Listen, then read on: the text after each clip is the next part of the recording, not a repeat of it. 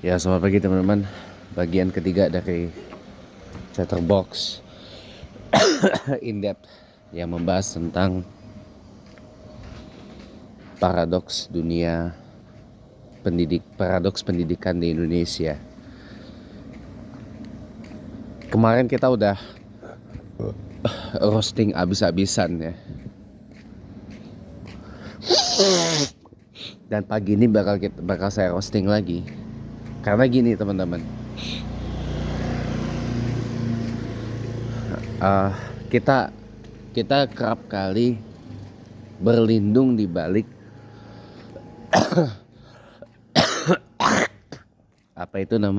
Undang-Undang Perlindungan Anak tahun 2014.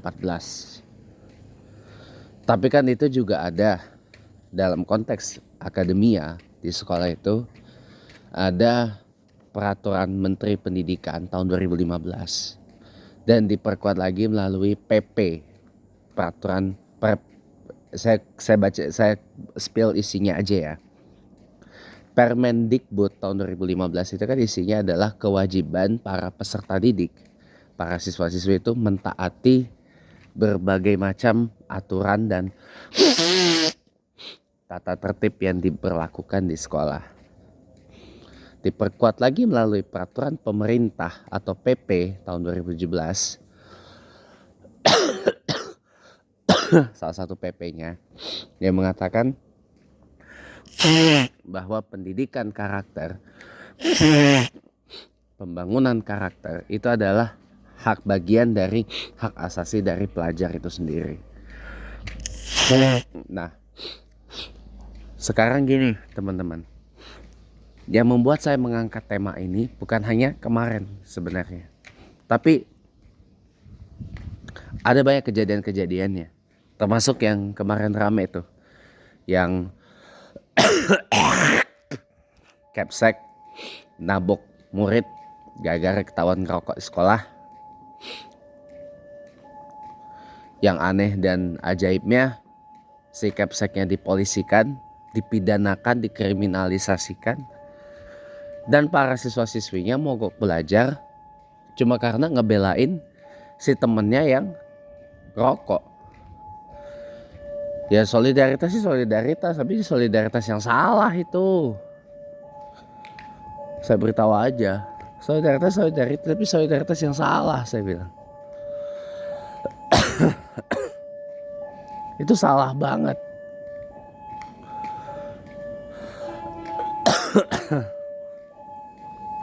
Jadi saya boleh nggak mengatakan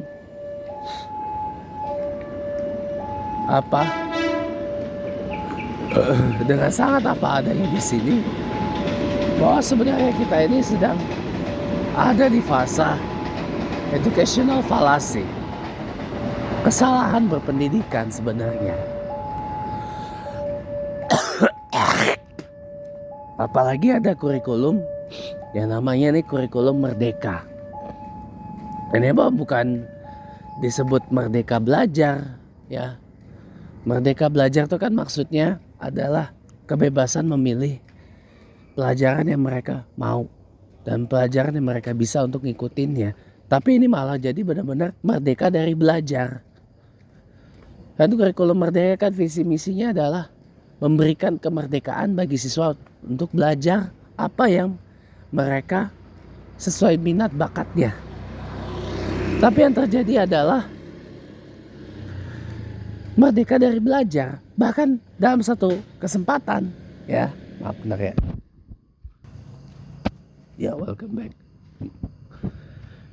Bahkan dalam satu kesempatan ada yang mengatakan, ini siswa SMP atau SMA, saya lupa, saya pernah baca di satu medsos. Gak belajar sama sekali. Kenapa? Karena gurunya sibuk dengan perkara-perkara yang sifatnya administratif, pelatihan ini dan itu dan sebagainya. Dan ini kalau boleh saya bilang sangat amat mengkhawatirkan gitu loh. Ini kan bahaya sekali kalau begini. Ya. Akibatnya apa? Akibatnya jadi yang harusnya menjadi kebebasan ini malah jadi kebablasan. Ibaratnya ya masa bodoh lah, gue mau belajar apa kagak mah suka-suka gue gitu kan. Yang penting gue udah pamit sama mak bapak gue, mak pak gue pergi sekolah ya hati-hati jalan. Jadi gue bilang kayak gitu. Nah sampai di sekolah mau belajar apa kagak, mau cuma mejeng doang dan sebagainya, ya itu mah suka-suka dia. Itu salah teman-teman, itu salah. Jadi yang terjadi sekarang ini adalah, kalau boleh saya katakan dengan sangat-sangat perih, pedih dan berat hati saya katakan, yang terjadi sekarang ini adalah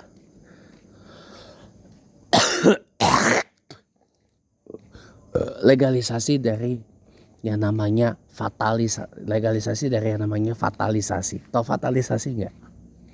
Fatalisasi itu artinya adalah kesalahan fatal, tapi kesalahan fatal. Coba ngerokok di sekolah tuh buat gua fatal banget loh. Lo merenggut masa depan dengan asap yang dipercaya bisa ngilangin stres, tapi itu hanya kebebasan semu coy. Itu hanya kebahagiaan semu. Itu hanya kebahagiaan sementara yang lo dapat, bukan kebahagiaan dalam jangka waktu yang lama. Ya.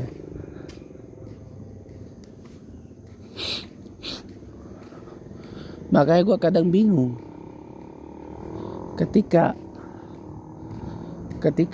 ibaratnya guru, pendidik, bahkan pihak sekolah mencoba untuk menegakkan disiplin, tata tertib, aturan yang berlaku di sekolah kepada para muridnya.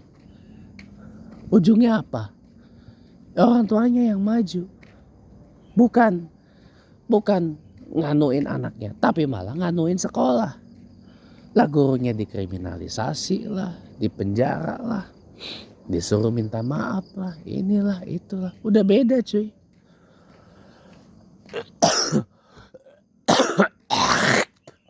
Zaman gua dulu, lo buat nakal di sekolah, waduh, lo ngadu ke orang tua juga percuma. Udah jatuh ketimpa tangga, ditambah lagi ntar. Gue pernah pengalaman seperti itu. Yang ada apa? Lo malah bikin masalah baru di rumah kalau kayak gitu. Zaman gua dulu, waduh, ya namanya lo disabet pakai penggaris, lo dilempar penghapus, lo dilempar, lo dicubit, lo dijewer, lo dihukum apa dan sebagainya. Itu mah udah biasa cuy. Itu mah udah biasa, udah akrab sama gua. Tapi tujuannya apa? Tujuannya adalah supaya lo itu mampu endure kehidupan ke depan. Karena hidup lo bukan cuma hari ini doang. Itu yang gua baru sadar setelah usia gua sekarang ini 31 tahun. Tau gak? Gua waktu di SD pernah dihukum suruh lompat kodok. Pernah gua. Dan gua nangis. Tapi gua baru sadar sekarang kenapa ada seperti itu. Tujuannya supaya gua mampu untuk mengendure kehidupan gua di masa yang akan datang. Karena sekolah itu gak bisa garansi kehidupan lo di masa depan itu akan seperti apa. Sekolah gak memberikan jaminan apapun lo di hari-hari ke depan bakal seperti apa. Gak akan bisa assure. Gak akan bisa teman-teman. Masa depan lo itu akan seperti apa. Yang bisa assure your future is only yourself. Yang bisa guarantee your future is only yourself. Not others, not your parents, not your schools, not everybody, but yourself. Yang bisa assure and guarantee your own future.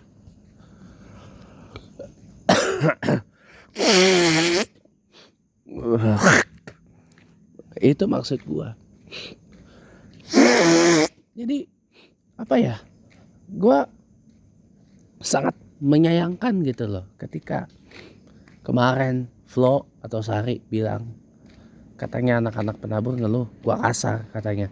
Gua kasar, gua kalau gua kasar gua udah mungkin udah main tangan sama mereka, tapi gua nggak main tangan, gua nggak main fisik, gua cuma sekedar ngomong kenceng dan cuma begini-gini doang. Emangnya kasar kalau cuma tunjuk-tunjuk doang? Lucu loh. Ya memang bawaan gua seperti itu, teman-teman. Gua akan poin kalau gua akan tegas.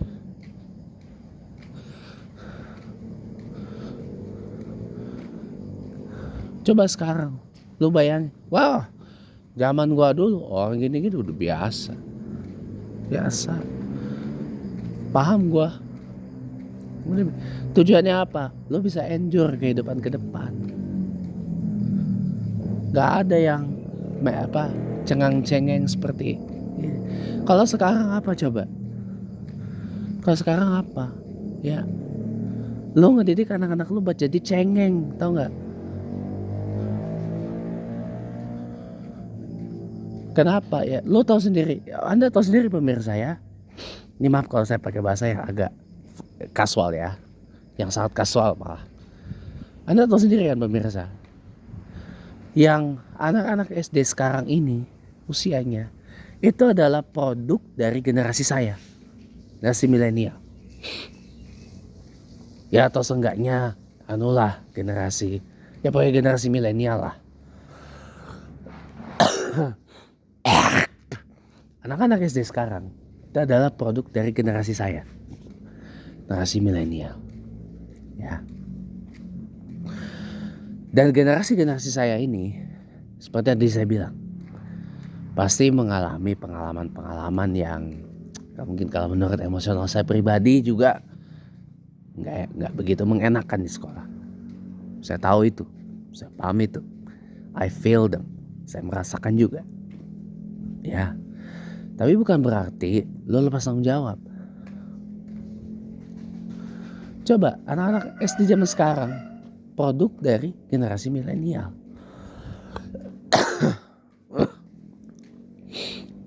Produk dari generasi milenial yang ibaratnya, maaf kata nih, ya mungkin I'm sorry to say ya, I'm really sorry to say, kadang-kadang terlalu ngebiarin anak itu lepas kontrol dan jadi hewan liar. Karena udah sibuk dengan pekerjaannya, udah sibuk dengan karirnya,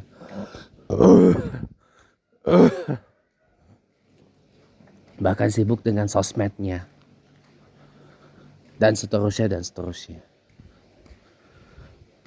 Kalau udah sibuk dengan sosmednya, wah itu bahaya itu.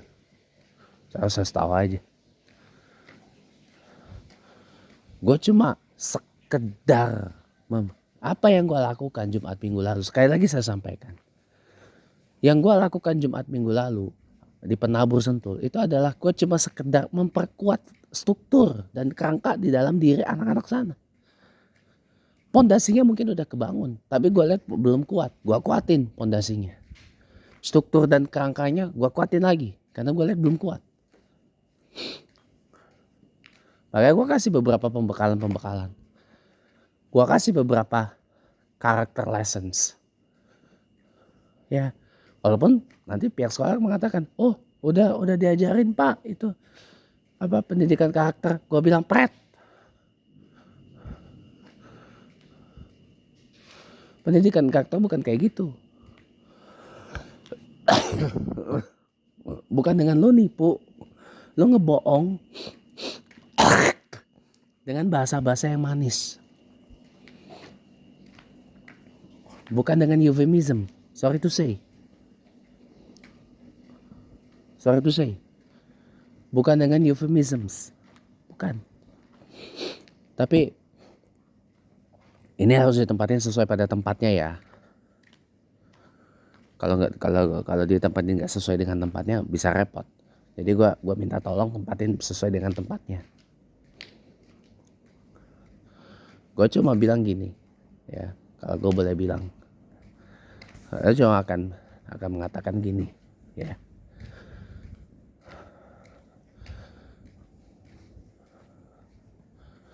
Terlepas dari suka nggak suka apa atau itu di luar kontrol gue, ya. Terserah mereka mau memandangnya gimana, terserah.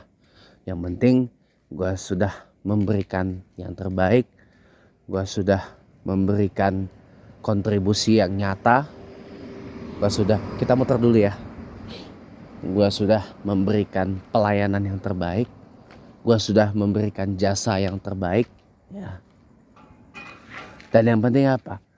Gue bergerak dan gue bisa bicara seperti itu berkat petunjuk dari Allah Subhanahu Wa Taala, Tuhan yang Maha Esa, Tuhan satu-satunya yang gue sembah, ya.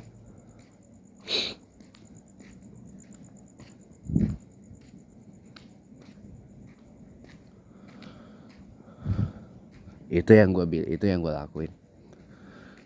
Jadi gue tuh menanamkan pendidikan karakter yang kuat banget.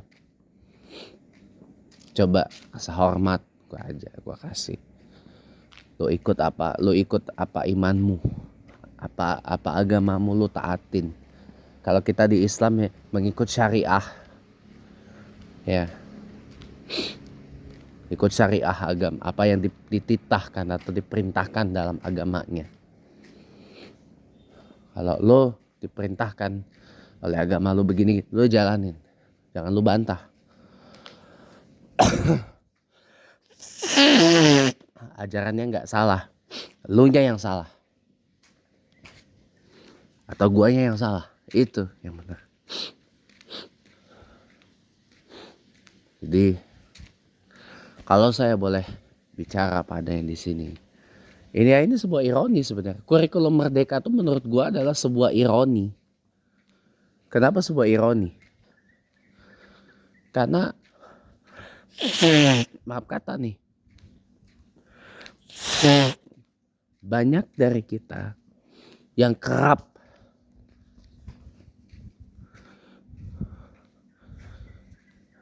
menyalahartikan kebebasan itu sama dengan kebablasan.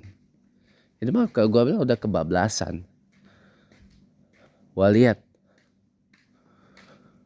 kemarin pas gue pindah, anak-anak itu bukannya stay di kelas, tunggu pelajaran berikutnya, siapkan pelajaran berikutnya, tapi malah keluar, kelayuran, layapan, dan gak ada yang negor. Kalau tegor bisa berabe persoalan.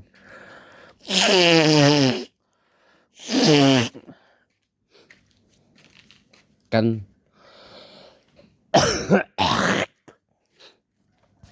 ya, jadi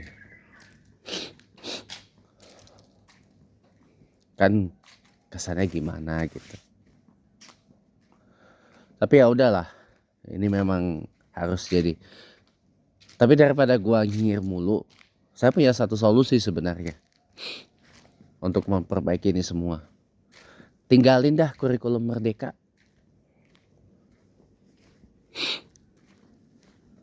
Tinggalin. Ganti dengan satu kurikulum yang berbasis kepada student centered curriculum. Sebuah kurikulum yang berpusat kepada para pelajar. Sebuah kurikulum yang berpusat kepada peserta didik. Ya. Bukan kurikulum yang berpusat kepada sistem, berpusat kepada administratif dan sebagainya. Ini yang saya sedang coba tawarkan. Bagaimana kalau kita urun rembuk? Pakai, maaf saya masih pemulihan, jadi nggak masih udah terus. Oke, lanjut ya. Jadi bagaimana kalau kita urun rembuk, ya, bikin satu kurikulum, tapi kita harus tentuin dulu arah pembangunan manusia kita ini mau jadi apa. Kalau di USA Pendidikan itu mengarahkan orang-orang itu untuk berkiprah sebagai profesional. Kalau di Jerman, kurikulum pendidikan diarahkan kepada mereka-mereka untuk berkiprah di dunia teknik. Kalau di Indonesia apa? Nggak jelas. Tiap ganti menteri, tiap ganti presiden, ganti lagi arah prioritas pembangunannya. Ganti lagi program prioritas ininya. Tiap ganti pendidikan, menteri pendidikan ganti lagi programnya, ganti lagi kurikulum. Jadi kayak bongkar pasang gitu. Kayak kita main Lego, tahu Lego kan? Nah itu. Kayak kita main Lego gitu loh. Padahal pendidikan itu bukan Lego. Bongkar pasang dan sebagainya.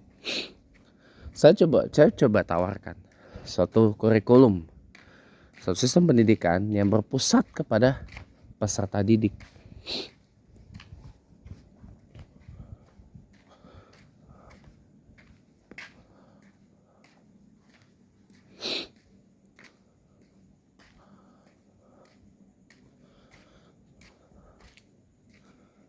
Itu yang sedang saya coba gagaskan.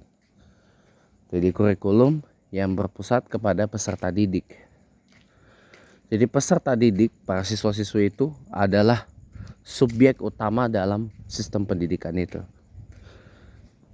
Dan mereka belajar bukan dengan cara yang kaku seperti sekarang ini. Harus fokus ke materi dan seterusnya, tapi mereka tidak bebas untuk mengembangkan dirinya dan sebagainya. So, dalam sistem ini biarkan para peserta didik itu menjadi diri mereka, berkreasi sesuai dengan kreativitas, daya imajinasi yang mereka punya.